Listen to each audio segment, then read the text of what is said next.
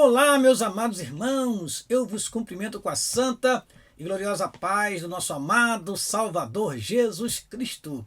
Eis-nos aqui mais uma vez para darmos prosseguimento ao segundo trimestre de 2022. Neste trimestre, estamos estudando sobre os valores do Reino de Deus, a relevância do Sermão do Monte para a Igreja de Cristo. E nesta lição, na lição de número 7, estudaremos sobre não retribua pelos padrões humanos. Com esta lição, terminaremos o capítulo 5 de Mateus, que é o capítulo onde inicia o Sermão do Monte, que nós estamos estudando desde o início deste trimestre. Eu quero agradecer a você que está nos acompanhando neste canal.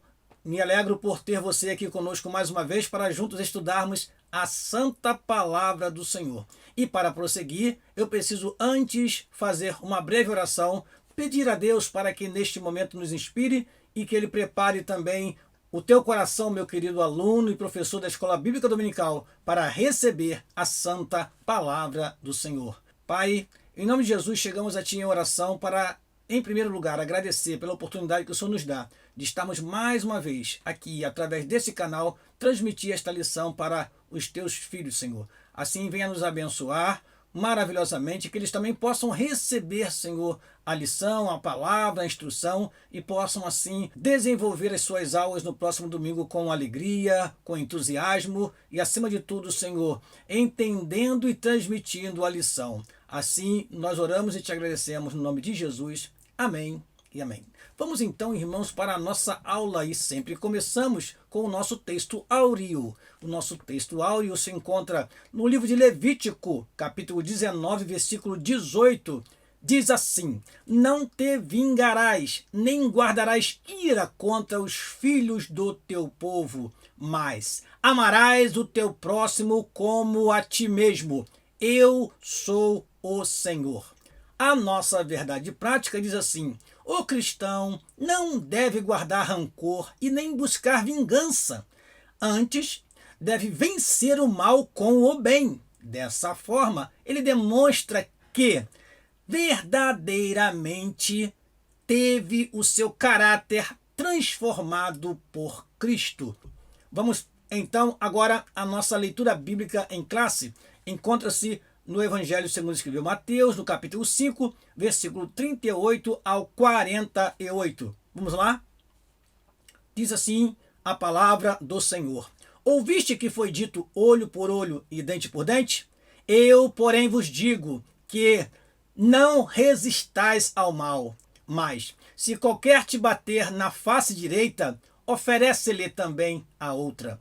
E ao que quiser pleitear contigo e tirar-te a vestimenta, larga-lhe também a capa. E se qualquer te obrigar a caminhar 1 milha, vai com ele 2. Dá a quem te pedir e não te desvies daquele que quiser que lhe emprestes. Ouviste que foi dito: amarás o teu próximo e aborrecerás o teu inimigo? Eu, porém, vos digo: amai os vossos inimigos, bendizei os que vos maldizem, fazei bem aos que vos odeiam, e orai pelos que vos maltratam e vos perseguem, para que sejais filhos do Pai que está nos céus, porque faz que o sol se levante sobre maus e bons, e a chuva desça sobre justos e injustos. Pois, se amardes os que vos amam, que galardão tereis? Não fazem os publicanos também o mesmo? E, se saudardes unicamente os vossos irmãos, que fazeis demais? Não fazem os publicanos também assim? Sede vós, pois, perfeitos, como é perfeito o vosso Pai que está nos céus.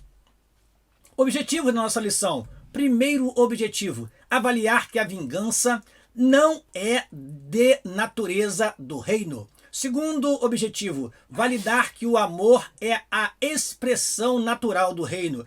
Terceiro e último: valorizar a busca pela perfeição na perspectiva do reino de Deus.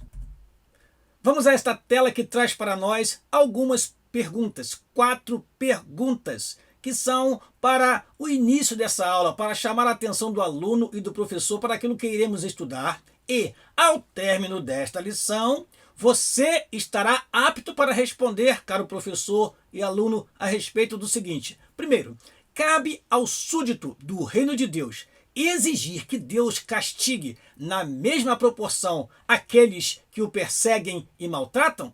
Qual o significado da expressão oferecer a outra face?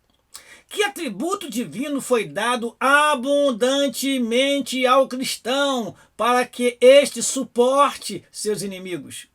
E último questionamento importante, somos perfeitos como Deus? Em que sentido? Já que temos um corpo mortal e podemos pecar, e o nosso Deus não peca. Fique durante a aula atento, meu querido professor e aluno, para você ter respostas para estas perguntas. Vamos então à nossa introdução. Quando as pessoas nos ofendem, muitas vezes a nossa primeira reação é desejar a vingança. Mas Jesus, ao contrário, disse que devemos fazer o bem àqueles que nos ofendem. Ao invés de nos vingar, devemos amar e perdoar. Isso não é uma coisa natural, é sobrenatural. Somente Deus pode nos dar forças para que amemos como Ele ama. É um grande desafio fazer o que realmente esta lição nos traz. Somente Deus pode nos dar forças para que amemos como Ele ama. O amor de Deus no nosso coração foi derramado pelo Espírito Santo que nos foi dado. E somente através deste amor nós podemos proceder como o Senhor nos recomendou no Sermão do Monte. Prosseguindo, primeiro tópico da nossa lição: a vingança não é natureza do reino. Primeiro item, a lei de talião. A lei de talião, olho por olho, dente por dente, pode ser definida como o castigo dado ao culpado, fazendo-o sofrer o mesmo mal ou dano que causou a vítima. Esse era o princípio da justiça visto na lei de Moisés. É preciso compreender a natureza dessa ordem do Senhor, que não intencionava acirrar os homens a retribuir a agressão de qualquer maneira, e sim colocar um certo limite, não deixando que o vingador fizesse uma execução maior que o crime. Na verdade, irmãos, essa recomendação da lei é para que o crime nem acontecesse. É para que a pessoa, vendo que seria cobrado na mesma proporção, não cometesse o crime. Por exemplo, se quando alguém tivesse o desejo de matar uma pessoa, lembrasse que havia uma lei que o levaria também à morte, ele então não prosseguiria com o seu intento de matar. Esta era a ideia, este é o objetivo que estava por detrás desta lei. Não que Deus quisesse que os homens matassem uns aos outros, não, pelo contrário, era para pôr um limite ao homem, para que ele não cometesse delitos, sabendo ele que pagaria na mesma proporção. Prosseguindo, não há nessa lei qualquer incentivo à vingança pessoal. Pelo contrário, quando uma pessoa sofresse algum dano, era comum que ela desejasse que a justiça fosse feita e que os tribunais administrassem a devida punição. Isso está na Bíblia Sagrada, você pode ler esses textos. Os fariseus fizeram uma má interpretação desta lei, usando-a com o propósito de justificar a vingança e retribuição pessoal, descaracterizando-a do seu real objetivo. Isso porque, em momento algum, a lei de Moisés defendia a busca da vingança, mas eles a citavam buscando destruir o seu significado real. O próprio texto que nós lemos aqui, o texto áureo, fala exatamente isso. Este texto está na lei, em Levítico capítulo 19, versículo 18, diz assim: não te vingarás, nem guardarás ira contra os filhos do teu povo. Então, já na lei de Moisés, estava escrito que os homens não deveriam se vingar. Então, era necessário entender o que estava por detrás da lei, era necessário entender qual o objetivo desta lei e não distorcê-la como fizeram os fariseus. Segundo item do primeiro tópico, o cristão e a vingança. Não pode haver no coração de um salvo por Cristo qualquer sentimento de vingança, nem que seja para com o pior inimigo, pois ele está consciente de que a vingança de tudo pertence a Deus. O nosso comentarista cita Romanos capítulo 12, versículo 19, mas eu quero ler para você Romanos capítulo 12, versículo 17 ao 21. Vamos ler? Romanos capítulo 12, versículo 17 diz assim: a ninguém torneis mal por mal, procurai as coisas honestas perante todos os homens. Se for possível, quando estiver em vós, tende paz com todos os homens. Não vos vingueis a vós mesmos, amados, mas dai lugar à ira, porque está escrito: minha é a vingança, eu recompensarei, diz o Senhor. Portanto, se o teu inimigo tiver fome, dá-lhe de comer. Se tiver sede, dá-lhe de beber. Porque, fazendo isto, amontoarás brasas de fogo sobre a sua cabeça. Não te deixes vencer do mal, mas vence o mal com o bem. De acordo com o comentário devocional da Bíblia, o princípio de olho por olho no Antigo Testamento estabelecia limites de retribuição que uma pessoa podia exigir.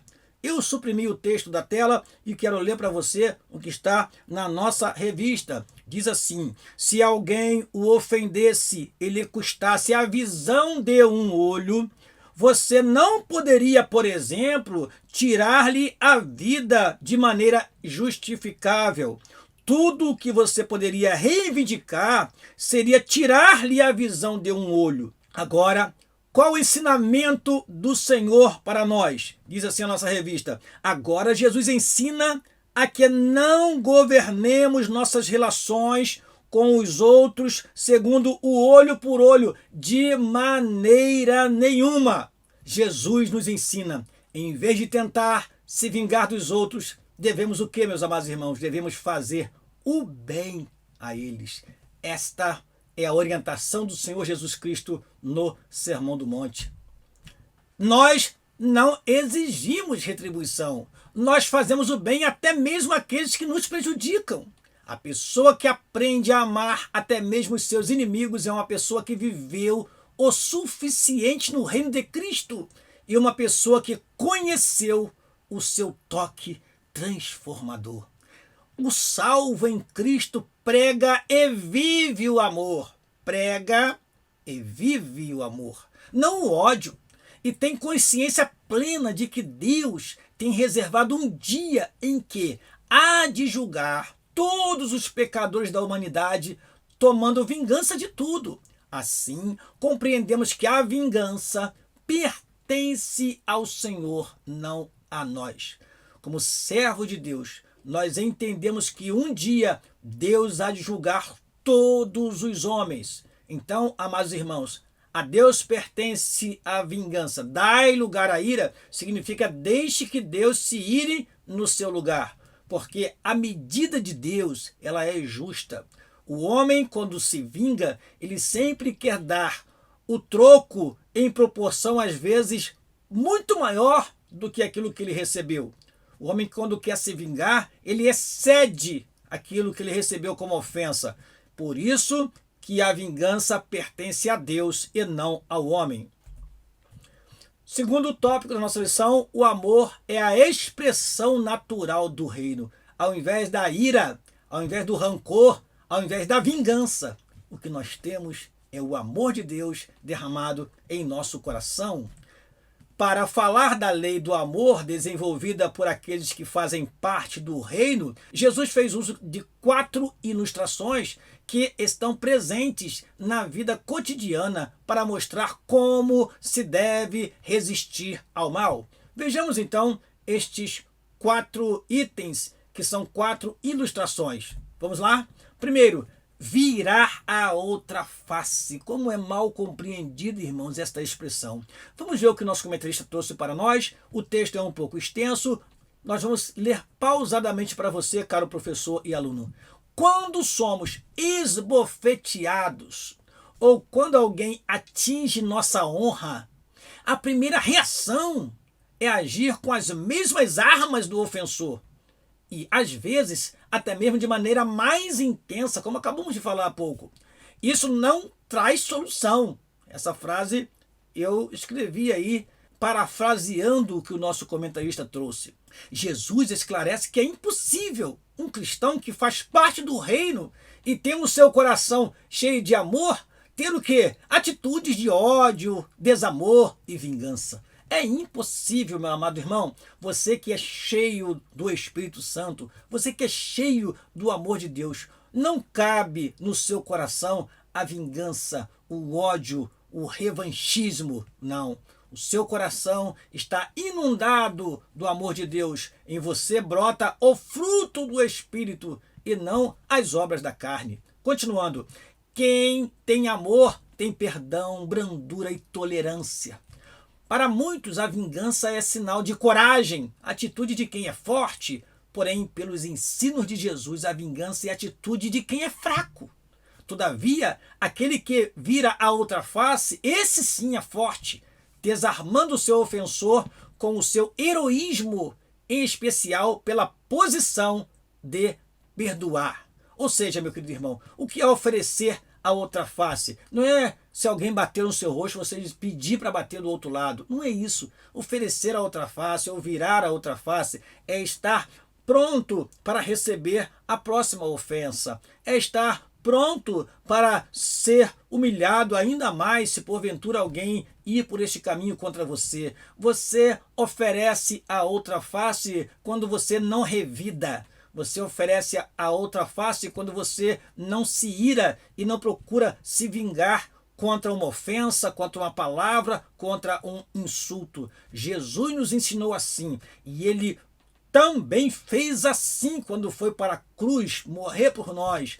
Como sofreu insultos nosso Senhor Jesus, como foi humilhado, mas como ovelha muda, levada para o matadouro, ele não abriu a sua boca. Sofreu porque sabia que estava ali cumprindo um plano de Deus. Então, devemos, como disse Pedro, nos alegrar, nos regozijar pelas aflições de Cristo quando realmente sofremos por causa da nossa fidelidade ao Senhor.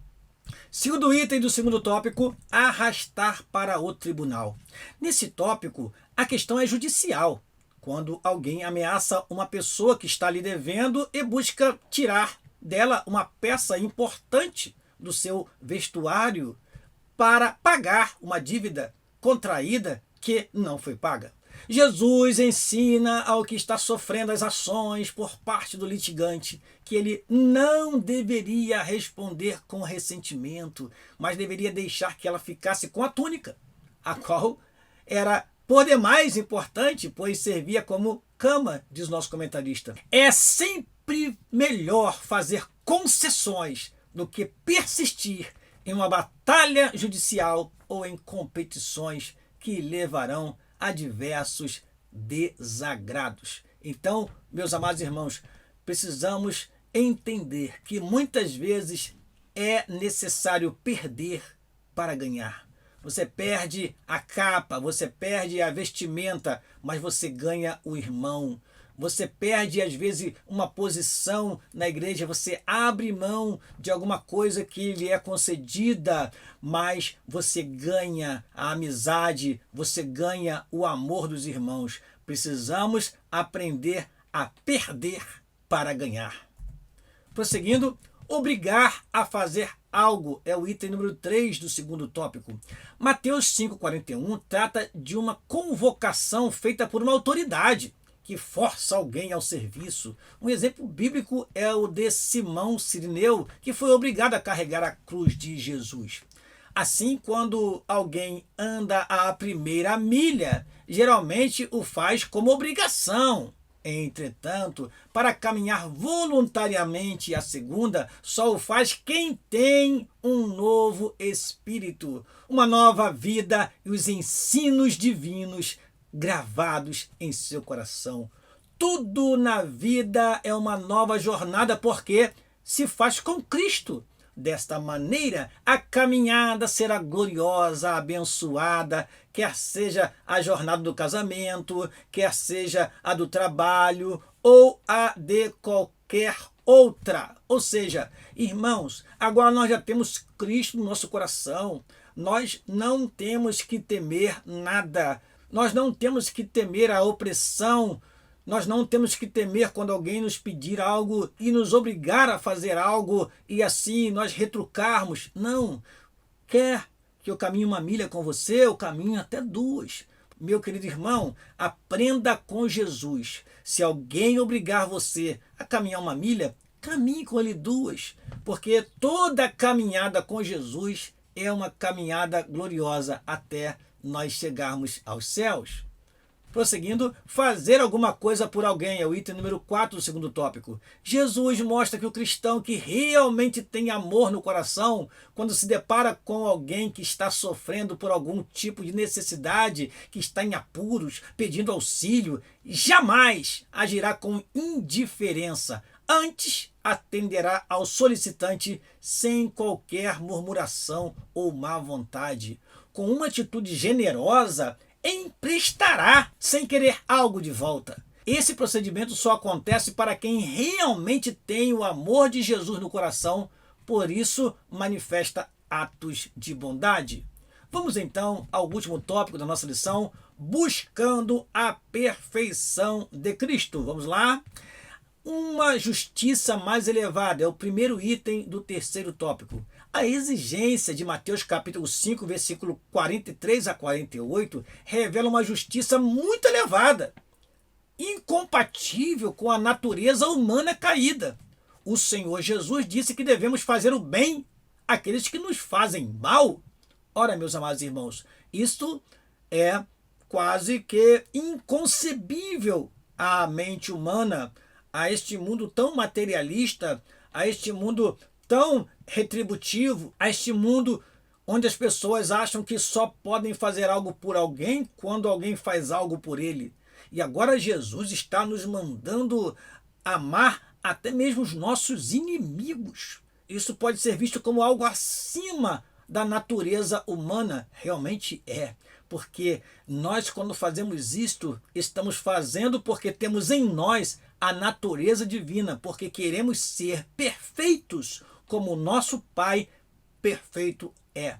Vamos lá. Nosso desejo não deve ser o de manter ou de vingar a dívida, mas o de amar e perdoar. É um ensinamento divino celestial. O Sermão do Monte é taxativo. Em vez de planejar vingar-se, ore por aqueles que o magoam. Então, meu querido irmão, esta é a orientação do Senhor Jesus. Jesus estava formando aqui um grupo de seguidores que deveriam aprender agora a proceder de forma justa, de forma amorosa para com aqueles que viessem até eles, porque assim foi formada a igreja do Senhor, com pessoas que amam, que perdoam, que socorrem, que ajudam, e até mesmo aqueles que surgem como nossos inimigos. Eles verão que temos algo de especial, e o que há de especial em nós é a presença de Deus, é o amor de Deus, é Cristo Jesus reinando em nossos corações. Item número 2, o amor mais perfeito. O verbo amar, que aparece aqui em Mateus capítulo 5, versículo 43, é o que nós já conhecemos, ágape. É o amor que sabe receber com alegria, acolher, amar ternamente. É um amor que está satisfeito, significa também estar contente sobre e com as coisas. Esse amor só está no crente, porque foi derramado por Deus em seu coração. Romanos 5, versículo 5 diz isso.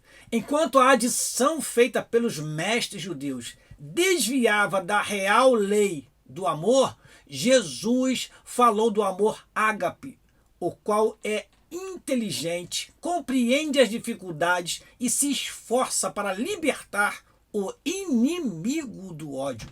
Esse amor pode ser visto na grandiosa atitude de Deus para com todos os pecadores. E você conhece João 3,16, porque Deus amou o mundo de tal maneira que deu o seu Filho unigênito para que todo aquele que nele crê não pereça, mas tenha a vida eterna. Item número 3, perfeitos como o Pai. Parece inatingível o que Jesus elucidou. Sede vós, pois, perfeitos, como é perfeito o vosso Pai que está no céu. Será que temos realmente a perfeição plena e divina? Eu acrescentei aqui uma frase.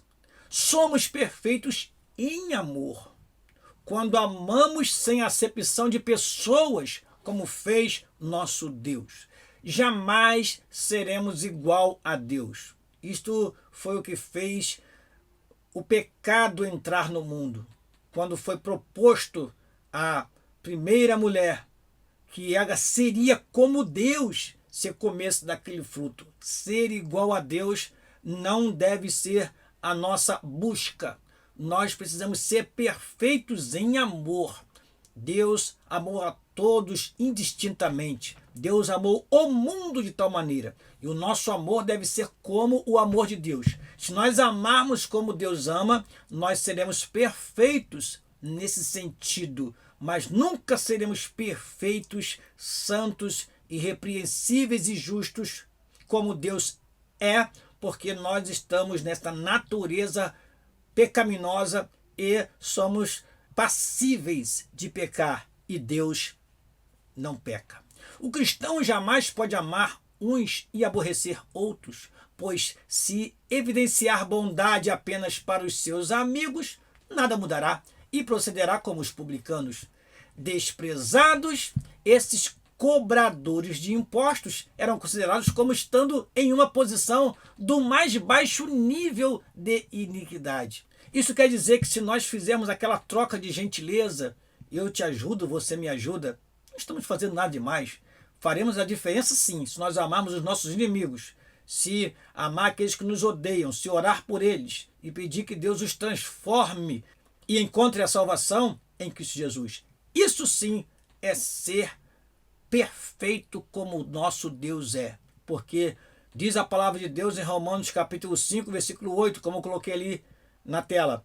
Mas Deus prova o seu amor para conosco, em que Cristo morreu por nós, sendo nós ainda pecadores. Isto quer dizer que o amor de Deus, ele é um amor incondicional. E é isso que nós precisamos ter também, meus amados irmãos.